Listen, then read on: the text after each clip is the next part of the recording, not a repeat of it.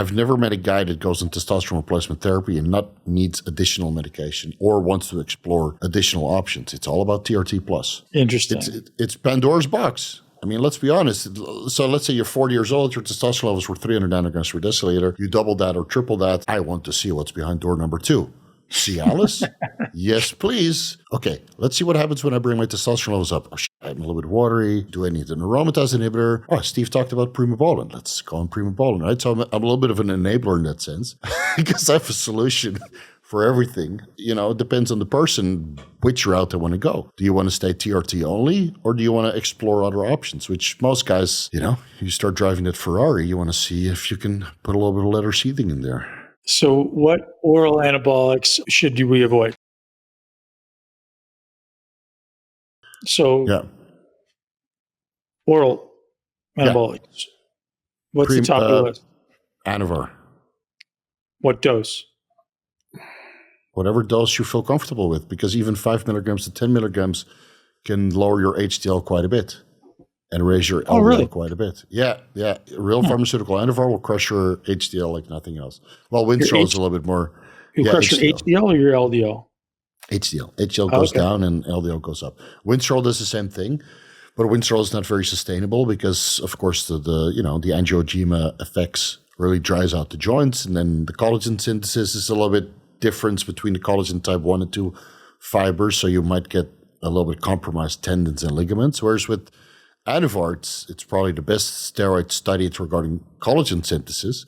So if you do test Primo, Nandrolone, and Anavar, you probably got the best anti-aging stack and sustainable stack that you can run, assuming you keep your estrogen favorable.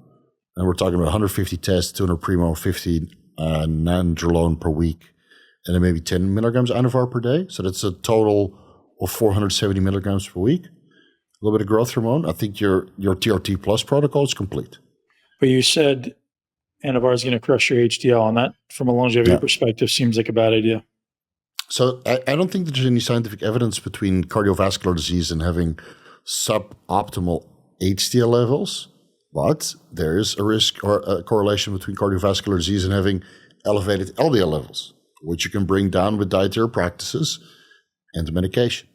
Now, LDL will never, or HDL will never be favorable on cycle. Even on TRT, it will never be over 60, unless you do a carnivore diet, and then you're really slamming on a boatload of fats because you need these high-density lipoproteins to transport all the fats around. So if you're doing a ketogenic diet with a good amount of healthy fats, you can artificially increase your HDL and then use ezetimibe or citrus bergamot to bring your LDL down. But then again, when you're on steroids, you probably need a little bit more aggressive method to control your LDL levels. Yeah. Interesting. So why on steroids will I never get my HDL above 60? What is it called? There's an enzyme in the liver that breaks down HDL, and that's upregulated by steroids. What is that called? Lipase? It breaks down HDL more, so there's less in the bloodstream. So the way we look at it is HDL transports cholesterol and triglycerides away from metabolically active tissue to the liver, and LDL transports it from the liver to other tissues. So it's basically HDL brings it to the liver and LDL away from the liver. If you take oral steroids, Anavar, for example, which passes the liver twice, then you instruct the liver twice to produce more LDL, produce more cholesterol for it to be transported away. You can inhibit that process by taking ezetimibe, which prevents the liver from absorbing cholesterol and all the extra. Ezetimibe is a statin? No, so ezetimibe is a cholesterol medication that is not classified as a statin. It inhibits the absorption from dietary sources, and whatever cholesterol the liver promotes, it promotes the excretion through the bile acid. So if you take Anavar and you're producing more cholesterol in the liver, ezetimibe will tell the liver to excrete that through bile acids. And if you take that in combination with UTCA or TUDCA, tauroursodeoxycholic acid, to produce more bile acid, and you have enough fiber to bind up those bile acids and the cholesterol, then you excrete that. So your LDL will never get a chance to really go up because all the cholesterol is being dumped into the intestinal tract, and then you basically poop that out, assuming you have enough fiber. So this is a little bit of a hack, but now we're on test, Primo, Nandrolone, Anavar, and ezetimibe. We're already on 5. You're stacking it up. stacking it up. But nobody ever goes on TRT for one compound. I've never met a guy that goes on testosterone replacement therapy and not needs additional medication or wants to explore additional options. It's all about TRT plus, you know? Interesting. It's Pandora's box. I mean, let's be honest. So let's say you're 40 years old, your testosterone levels were 300 nanograms per deciliter. You double that or triple that, and you're at the top of the reference range. I want to see what's behind door number 2. Cialis? Yes, please. Growth hormone? Yes, please. Okay, let's see what happens when I bring my testosterone levels up. Oh, shit, I'm a little bit watery. Get some gyno, libido issues. Do I need an aromatase inhibitor? Oh, Steve talked about primobolan. Let's go on primobolan, right? So I'm a little bit of an enabler in that sense because I have a solution for everything. And then it depends, it depends on the person which route they want to go. Do you want to stay TRT only, or do you want to explore other options, which most guys, you start driving that Ferrari, you want to see if you can put a little bit of leather sheathing in there, and change the rims, put a bigger spoiler on there. So what oral anabolics should we avoid? It sounds like Anavar is top of the list, being the best, drops HDL a little bit. You said Winstrol is a very useful ingredient. Generally can be injectable or oral. What else is on that list? But it's only for bodybuilding competition or physique sport. So I think Anavar and nothing else. That's it. Because, guys get good results from Proviron, right? By lowering their SHBG levels and improving their libido.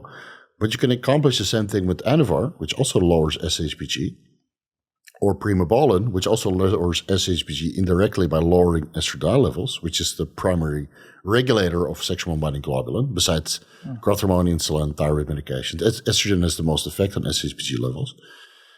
So what are we using Proviron for when we can accomplish the same thing with other medications or stuff that is actually anabolic, contributes to our physique? Turinabol will be a fun experiment, but it's not as good as Anavar. Dianabol, not as good as Anavar, plus it leads to methyl estradiol, which takes forever to metabolize from the body. So you have a moon phase. You have great pumps in the gym, obviously, but it's more of an off-season bodybuilder drug. Anadrol, bodybuilding drug, unless you're anemic. Halotestin, bodybuilding drug. So what's left? SARMs? Yeah. Before we go into SARMs, I want to touch on HSBG. So you said dropping estrogen is the best way to lower SHBG. We know Anavar, we know Proviron. Is there anything that's a non-pharmaceutical that you found actually be effective in dropping SHBG?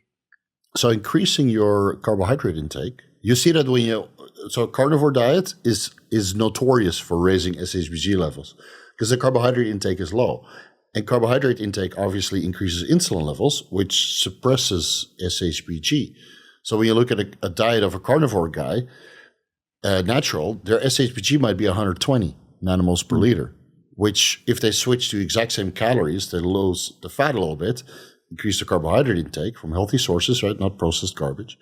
Their insulin secretion goes up, and thus their SHBG comes down to 70, maybe.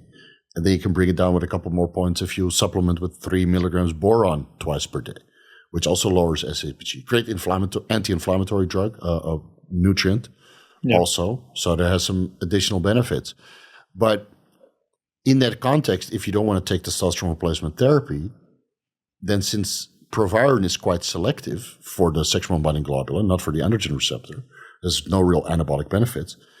If you would take a very low dose of 6.25 milligrams per Proviron, maybe once or twice per day, you bring your SHBG down low enough for your testosterone to free up and improve your libido.